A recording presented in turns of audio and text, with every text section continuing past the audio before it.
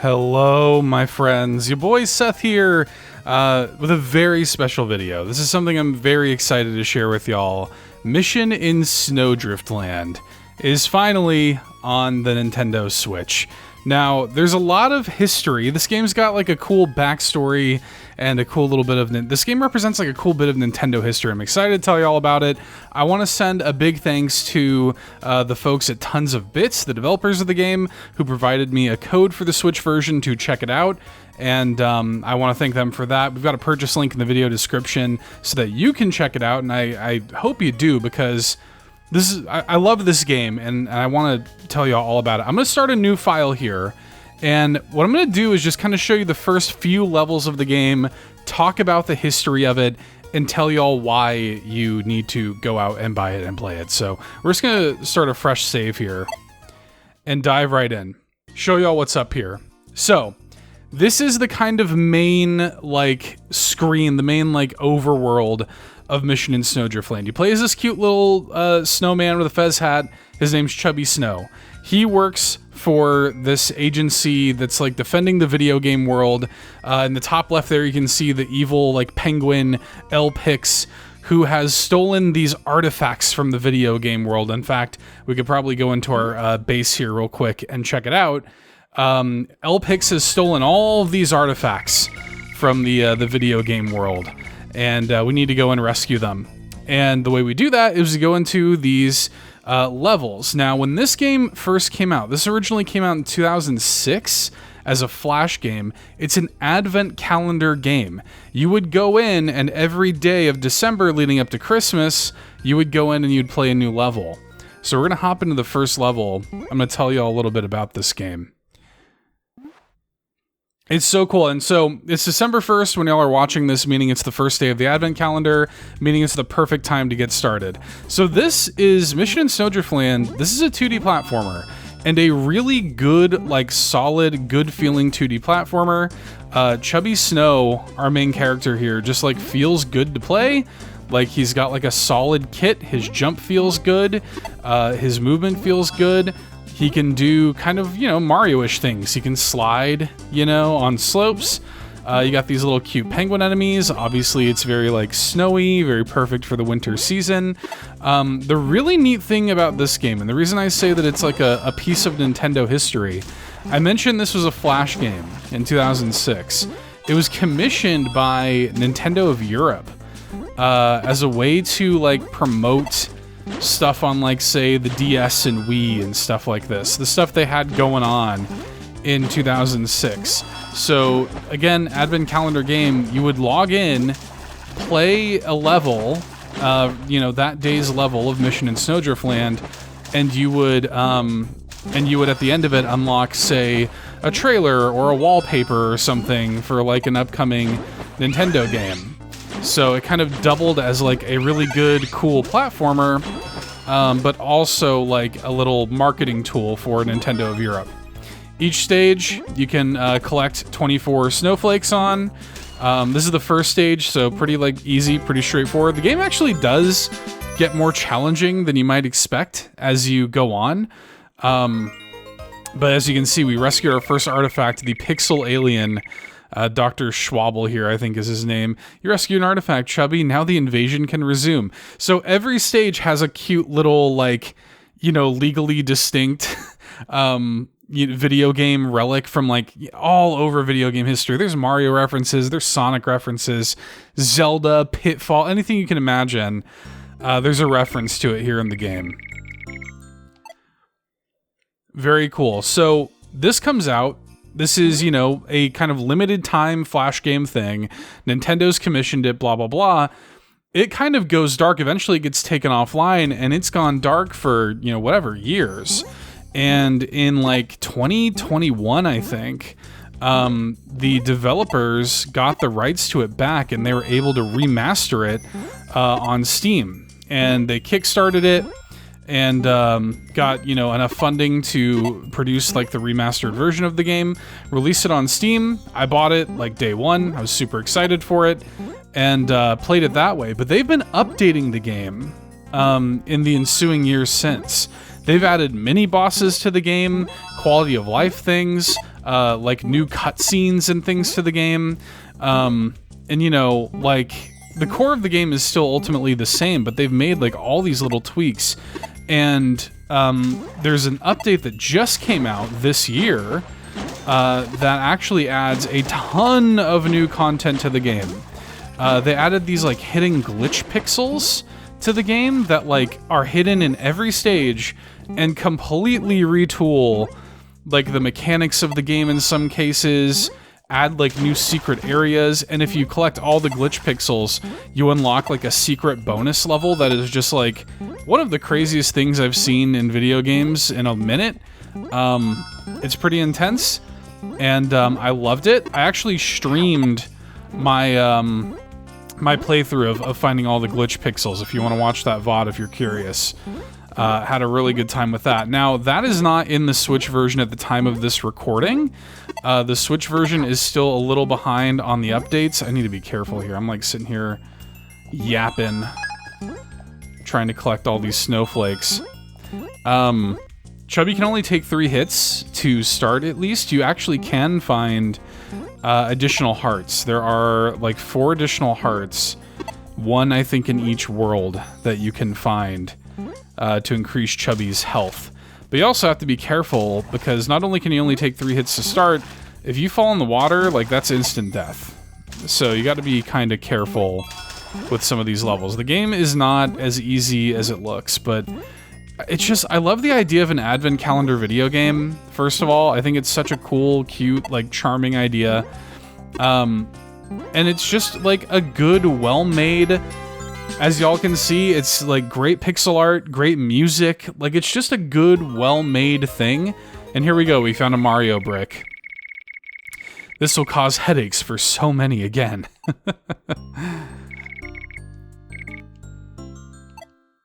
And it's just like, you know, you could just go through and play through this entire thing and, you know, do it all in one sitting and whatever, have like a great, you know, sort of like 4 or 5 hour-ish, you know, 2D platformer if you wanted to. You could totally enjoy the game that way, or like you could play it the way it was intended and do it as an advent calendar game and have a really cool, like, fun thing to play leading up to Christmas. And, you know, I can't help but think this would just be like a great sort of like introduction to 2D platformers for kids and stuff, like, you know, because you can make the game sort of harder by yourself, for yourself by like 100%ing all the, you know, getting all the snowflakes and everything.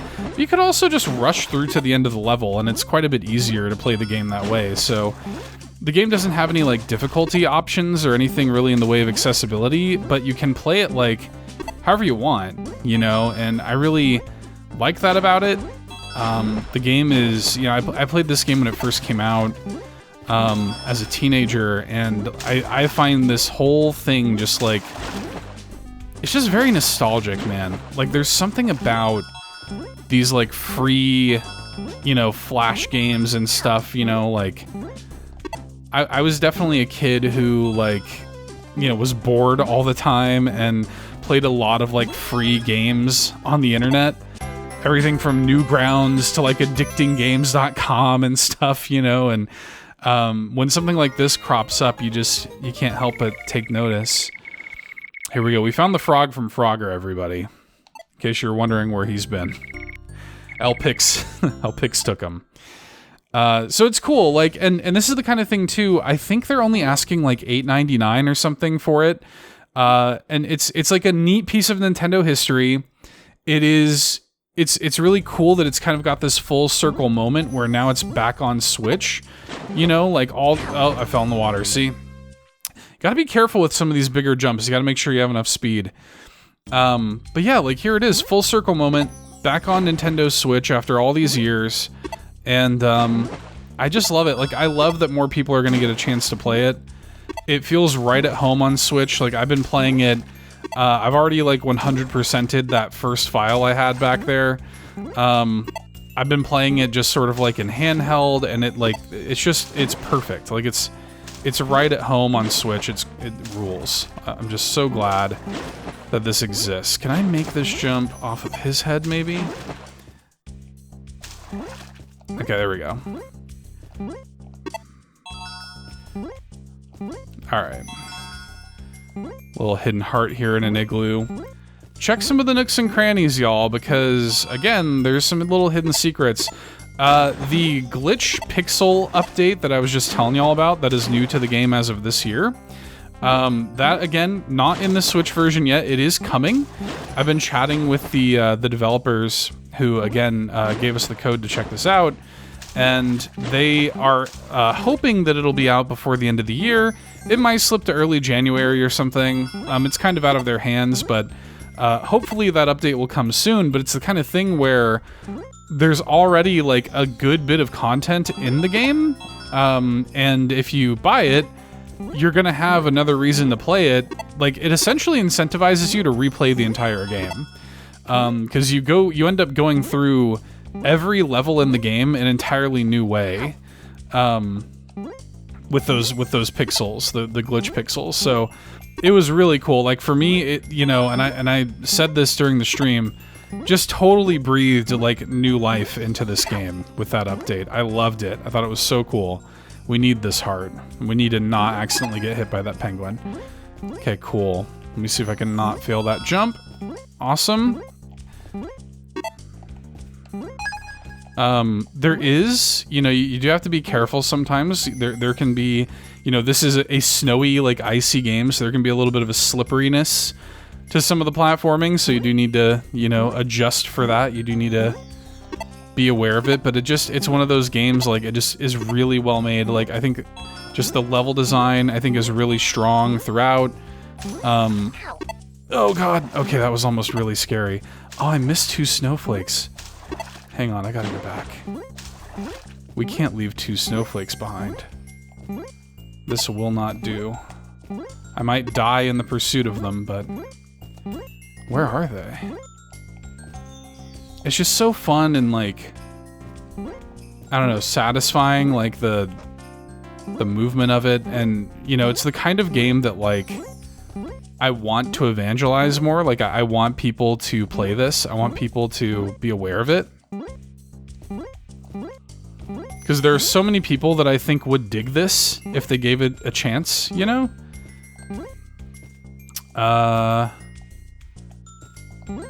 Maybe y'all would do a better job of finding these snowflakes than me.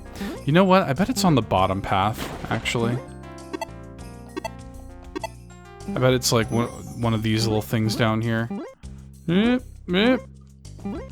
love that little bouncy noise whenever Chubby jumps. Chubby's also... Oh, yep, there they are. A great character. Chubby Snow for Smash, by the way. He's a part of Nintendo history. Like, put him in Smash. Just an assist trophy or something? Like, I'm not asking for much. What a great little mascot. Cute little dude, you know? Very good. The most powerful triangle of all times. Tons of bits, by the way. Like, this game was largely made by, like, 2 people. So, you know, this is a very clear labor of love. Like, these dudes really, really care about this game, and they have just continued to work on it over the years. And again, like, you know, I'm going to show you all the first mini-boss of the game. That's probably how we'll end the video. They added the mini-bosses. Like, that was actually new to me. That's entirely brand new to the game. I had never seen it before. And when I initially played the game, when the Steam version came out, the remaster rather, like, it wasn't even in the remaster. Like, they've gone in and added so much new content to the game just since I last played it. So that was really cool for me to see. You know, let alone the new update that they have coming out. Try to get this snowflake here. Ugh, come on, man. There we go. Try not to hit every snowball on our way over. Get rid of that polar bear dude. Okay, gotta be careful with this, because that orca there will charge, and it's not nice. Okay, cool.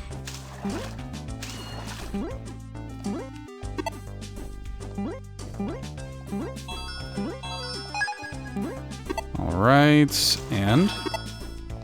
No! I landed in the water! I was trying to land on his head. Yeah, the water's brutal. You gotta be careful about the water.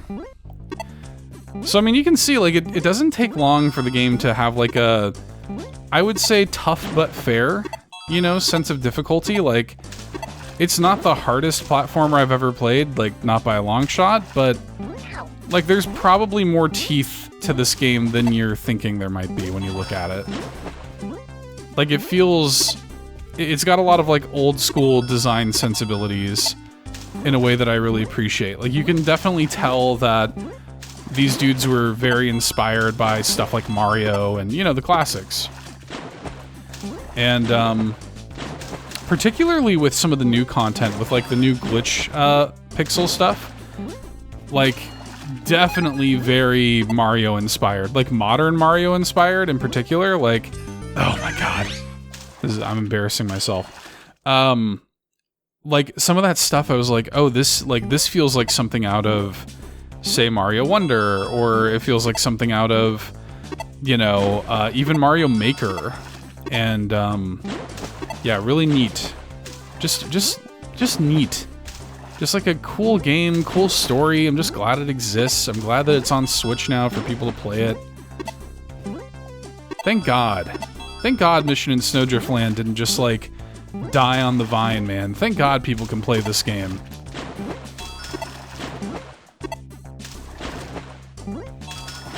Ugh. Come on. There we go. Alright. It's a tough one. And you can't, like, stay stationary on these too long, because you'll sink. Okay. Let me see if I can pull this off this time. No! I was trying to bounce back on that dude. Okay. This time for real. I also don't need to be 100%ing these stages. I'm just trying to showcase the game. I got nothing to prove to y'all. I should be moving on. I should be moving on with my life and not trying to get these risky snowflakes. Just trying to showcase the game, man. Not play it poorly on a video.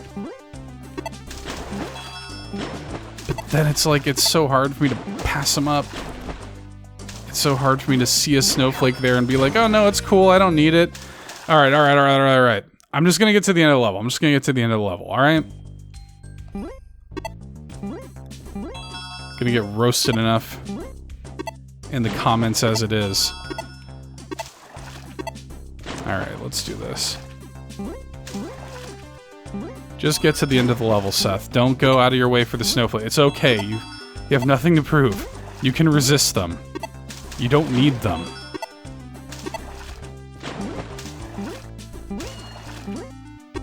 But this also kind of showcases what I was talking about earlier. Like, you know, a lot of the games, you know, bigger challenges lie in going for all the snowflakes. If you want to just play this like a pretty, you know, straight-faced platformer, you can, and see it's like pretty easy to get to the end of this, you know, get to the end of the level if you do that. You can totally play the game this way. It's a valid way to play it. Oh, look, we got a Tetris piece. We got the L block, basically. The reward, though, for getting all of the snowflakes, that bonus stage there in the middle, to unlock collect all snowflakes, it's pretty cool. Bonus stage is pretty cool. It's probably, like, the hardest stage in the game. Well, I don't know. Hard is probably relative. It is the biggest stage in the game by far. It's very cool. It's worth collecting all the snowflakes. And then if you do it, there's even another little, you know, fun surprise when you clear the game in the credits if you do the bonus stage. Very cool. It's just a cool game, man. Just really good. And I love it a lot. And it's on Switch now, and I hope y'all buy it, because it's pretty cheap, especially for what it is. And a lot of love and passion went into it, and it's very good and nostalgic, and I hope y'all play it. Okay, we're gonna do this mini-boss. And then I think that's going to be it for this video. Hey, look, we found Pill Muncher and definitely not Pac-Man.